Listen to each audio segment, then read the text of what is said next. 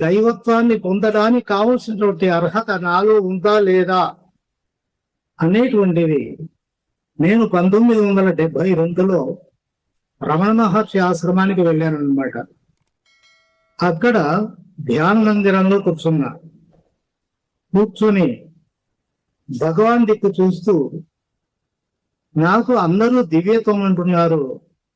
ఆ అనుభూతి అంటే మనసుకు సాధ్యం కానిది, మనిషికి సాధ్యం కానిది నాకు సాధ్యం కావాలి అనేది అభిప్రాయంతో నేను వచ్చాను. కానీ నాకు ఏ అర్హత ఉండి నేను నీ దగ్గరికి వచ్చాను, నేను పరిశీలించుకోవాలి కదా అని నా మనస్సును నేను పరిశీలించుకున్నాను. నాకు నా మనస్సు యొక్క వ్యవహారాన్ని, నా యొక్క లోపల ఉండేటువంటి మనస్తత్వాన్ని నిశితంగా పరిశీలించాను.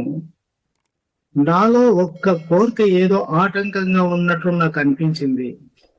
వెంటనే భగవాన్, ఈ అర్హత అనేటువంటిది నాలో లేనప్పుడు కుండలో నీళ్లు నిండినా దానికి రంధ్రం ఉంటే ఎలా కారిపోతుందో, కాబట్టి ఈ యొక్క సంస్కారం, ఈ యొక్క కోరిక వలన నా యొక్క తపశక్తి కానీ నాలో ఉండేటువంటి సాధించడానికి కావలసినటువంటి శక్తిని కోల్పోతున్నాను అనిపిస్తుంది. కాబట్టి దీన్ని నేను శాశ్వతంగా నీకు అంకితం చేస్తున్నాను, త్యాగం చేస్తున్నాను.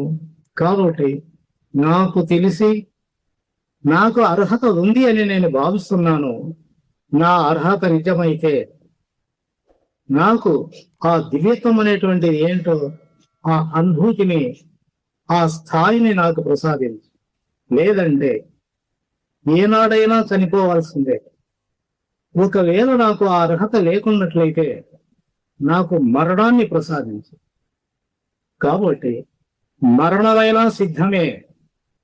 నాకులో అర్హత ఉంటే నన్ను తరింప చేయడం అనేటువంటిది కావాలి.